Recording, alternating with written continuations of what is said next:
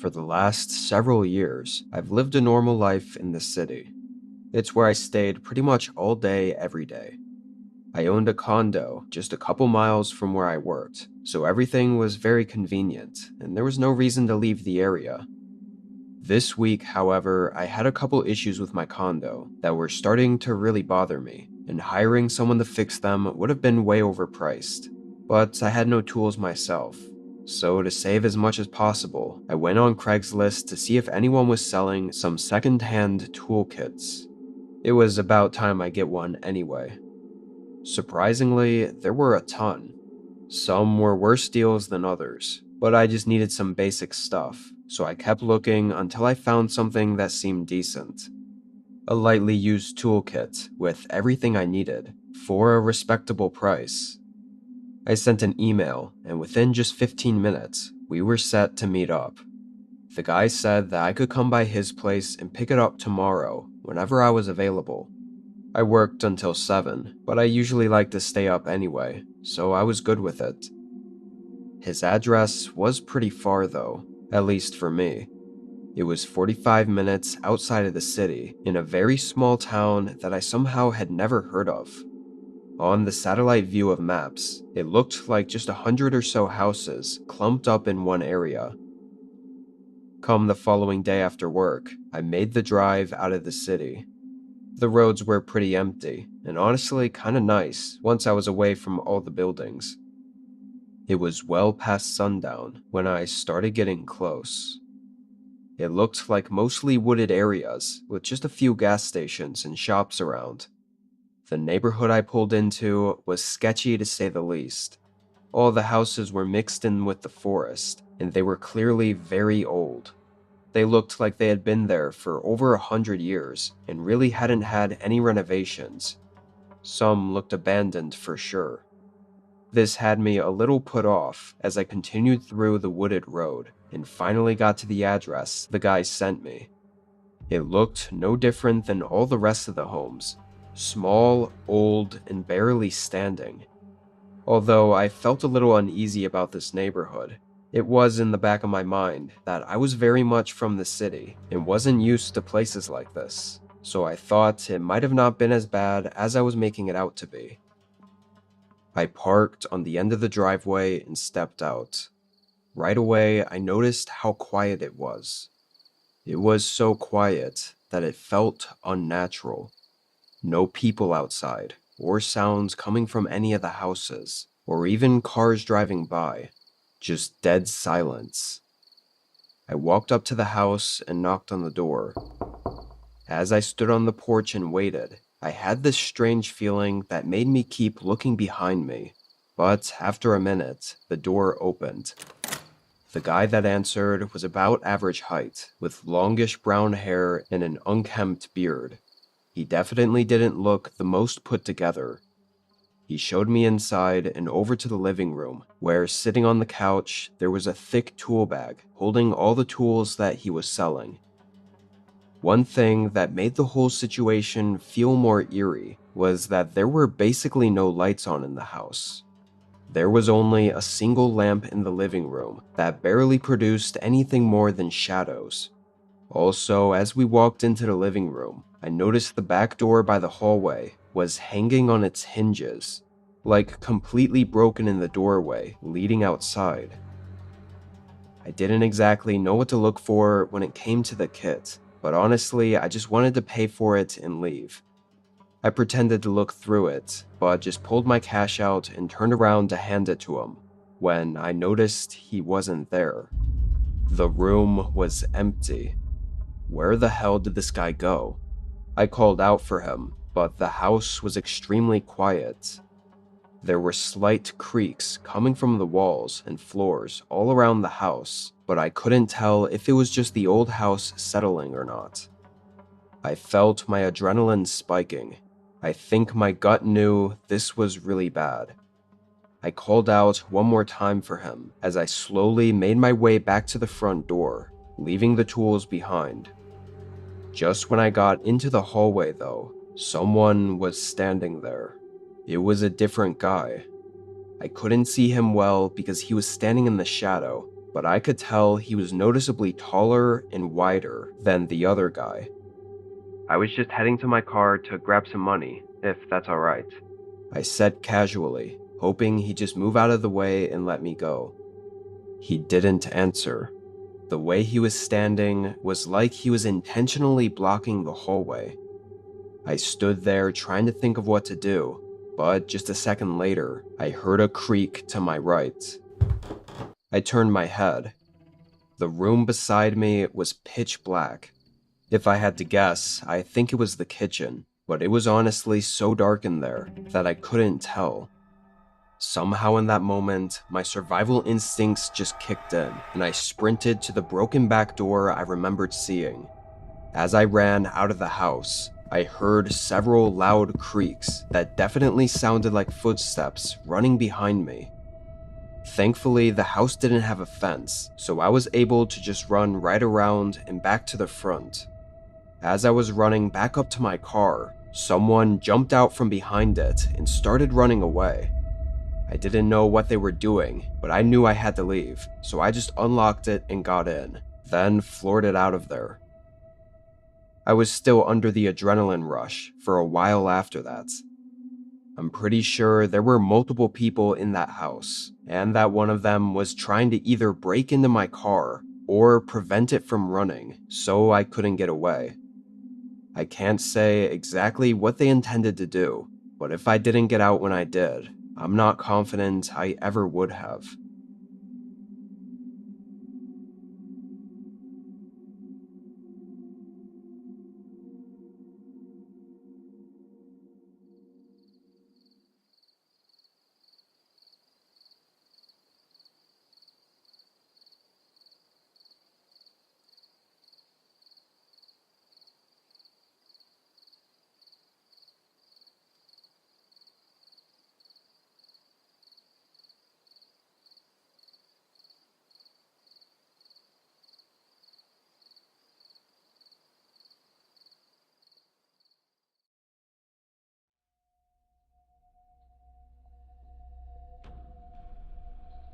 This wasn't all that long ago.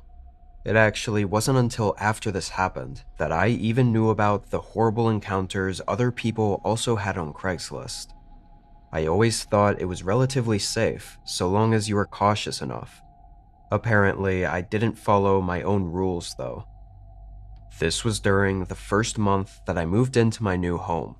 It was a pretty long move across the country into a relatively new area for me.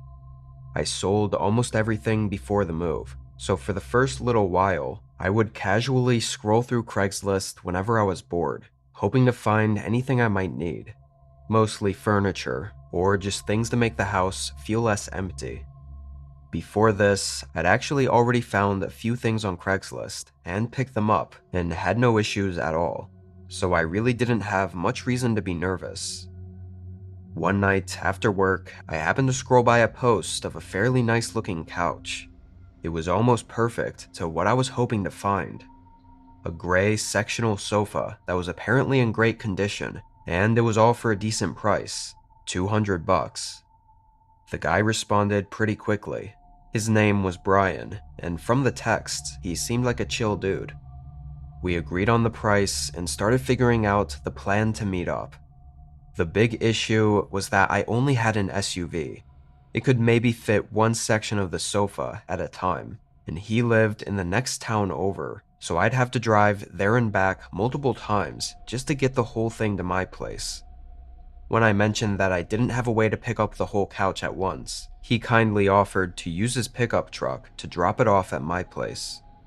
Of course, I ideally wanted to see it in person before buying it, and didn't feel too comfortable with giving some random guy my address, but it was just so much more convenient and made a lot more sense to do it this way.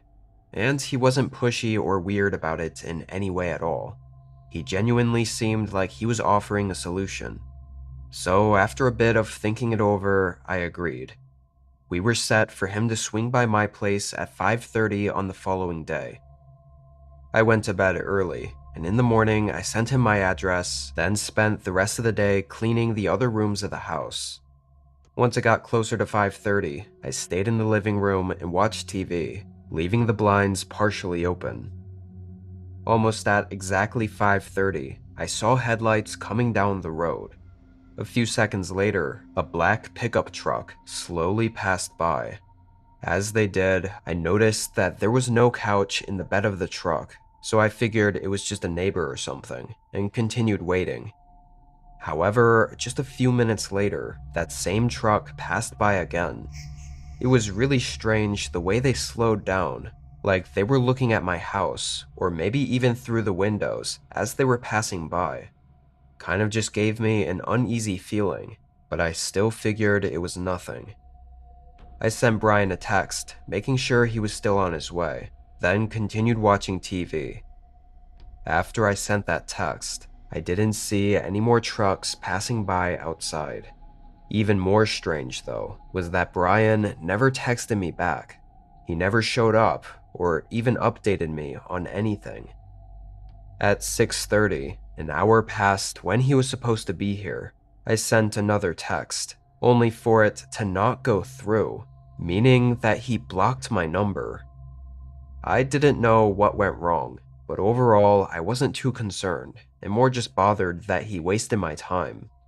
Maybe he found someone else who'd pay more, or something else came up, and he just didn't want to deal with giving me the bad news, so he ghosted me instead. It happens, I guess. As it got later into the night, I was mostly over it. I had dinner, set up my office room in the house, and chilled in bed watching YouTube for the rest of the night. I don't even remember falling asleep. I think I just passed out in the middle of a video, but I'm pretty sure I was out for at least a couple hours. I woke up in the middle of the night to a really unsettling sound. It was a long wooden creak, which I was absolutely sure was the front door creaking open. I knew it because it always bothered me, being the only squeaky door in the house. But who the hell just opened it? I sat up and stared toward my bedroom door as I listened. I could hear subtle footsteps moving into the house below me. I probably wouldn't have been able to hear them if not for the echo of the empty home. I felt myself start to panic, but I remained still, almost stuck in place. The footsteps seemed to stop as they reached the bottom of the staircase. Several long seconds of silence went by before a man's voice called out. Not just anything, though. He was calling out my name. His voice was deep and sounded like an older man, but I didn't recognize it as anyone I knew. He called out my name again. Disturbingly, there was no emotion behind it. He was monotone, just saying my name over and over from the bottom of the stairs, like he knew I was up here. I quietly reached for my phone to call 911. I was extremely scared that he'd hear me talking to the operator, but honestly, I felt like I had no choice. I whispered as quietly as I could. The man still stayed at the stairs, calling out my name. Once the cops were on the way, I moved from my bed to my closet. I didn't know if the man was actually going to come up to look for me or not. Clearly something was wrong with them, so I wasn't taking my chances. Only 30 seconds after I moved into the closet, though, the man's voice stopped calling out. From the closet, I couldn't really hear anything else, like footsteps or doors, so I got really anxious, unsure where he was, or if he could be right outside my bedroom right now. Fortunately, in a couple minutes, officers arrived. The house was empty. Whoever that guy was that came in, he was gone. I immediately told the officers about the Craigslist situation because I was sure it had to be Brian. I mean, I'd just given him my address that day and saw that truck suspiciously passing by earlier. I still had his phone number, so I felt confident they could track him down. But there were a few problems. When my messages weren't going through, it turned out it wasn't because he blocked me. It was because that number no longer existed. It was a dead line. there was no way to trace it back to him. And the second issue is that even if we figured out who he was, there wasn't any way to pin him for being the one that broke in. Still, I'm almost 100% sure it was the guy from Craigslist. I wonder if maybe he was planning to have me, or whoever responded to his listing, go to his place, where he was more prepared to do whatever it was he was trying to do. But for some reason, he thought he could still follow through with it at my place by breaking in. Maybe he overestimated himself. I really don't know. It's also really strange that he stayed downstairs and just called out my name. Anyway, the cops said it looked like he picked the lock on my front door, so I replaced it and installed a camera. I didn't really have the option to move, so I'm trying to take any precautions necessary. Nothing has happened since.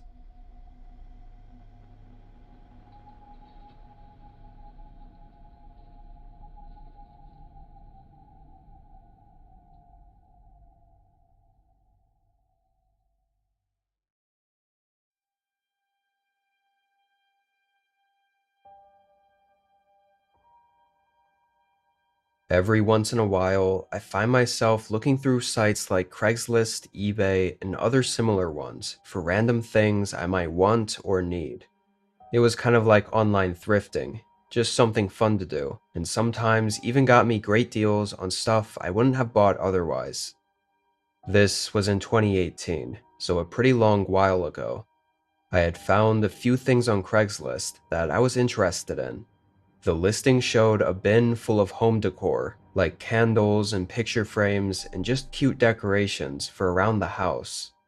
My apartment was pretty bare bones, so I thought a bunch of random decorations could liven up the place. I messaged the woman, April, and she was super kind.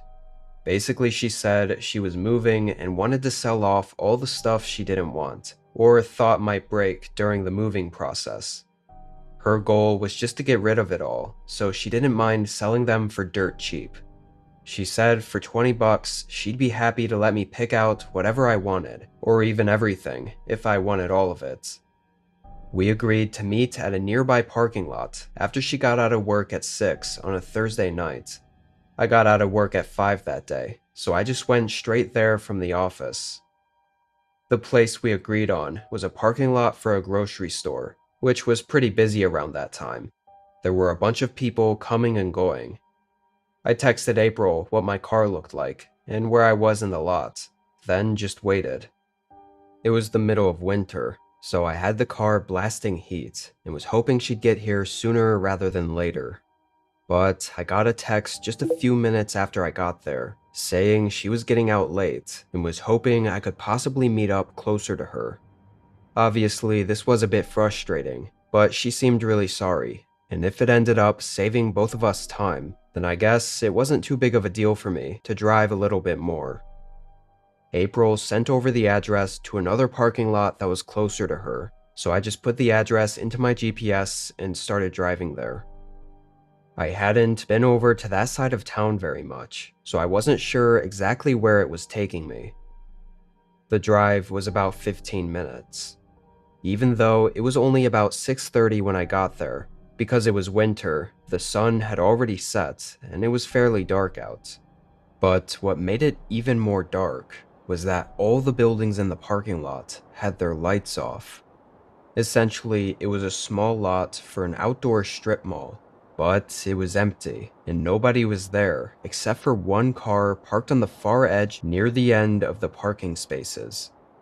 Something felt off about it as I pulled in. April mentioned she had a red Toyota SUV, which was the one car that was parked over there, so I drove over and parked just a few spaces away. The contrast between the busy public parking lot she chose before to now this deserted, empty lot was really strange. I told myself I'd just see how it goes, since I was already here, and if anything makes me feel too weird, I'd dip out. I got out and stood by my car, waiting for April to get out as well. I realized as I stood there, I couldn't see into her windows. They were maybe tinted, but also the lighting made it difficult to see through. But while I was standing out there in the cold, I started to feel increasingly less comfortable. I was only out there for maybe 15 seconds before I was about to decide to get back in and leave, when their door opened. But a man got out. He looked like he was in his 30s, with dark hair and a heavy, tan winter jacket. He quickly explained that April couldn't make it and was held up at work still, so he was here to give me the stuff from Craigslist. I thought this was super weird, and that I would have gotten a text if that was the case. It felt like that information was hidden from me until I'd already showed up. In my hesitation to respond, he also mentioned that because all of the hassle, he'd let me take everything for free if I'd like. He smiled as he opened up the trunk and stepped back, motioning for me to come over and look. I didn't exactly know the best way to leave, but I was sure I was not going to go over there. Maybe if this were all in a more public place, I'd be less skeptical. But out there, where nobody else was around, I was really unsettled. I quickly started going back into my car, as I said I was just gonna call April really quick, just to make sure. His smile faded as I walked back and got my car. I opened my messages, then called April's number. A few seconds later, the muffled sound of a phone ringing came from outside. I looked over. He slowly reached into his pocket and ended the call. My stomach dropped. In an instant, he started hurrying up to my door as I turned my car on and sped out of there. I was almost sure that this was all a setup, and there never was anyone named April. It was likely that man behind it the whole time, just pretending to be an innocent woman selling decor in hopes to lure in other girls like me. I can only imagine what would have happened had I gone over toward the open trunk of his car. After that night, I called my sister to talk about what happened, and she told me to call the police, so I did. However, since nothing really happened, and there's technically no crime for pretending to be a girl named April, although suspicious, they couldn't do anything about it. To me, it's very clear this was a setup that likely had horrifying intentions behind it. I really just hope nobody else fell for it.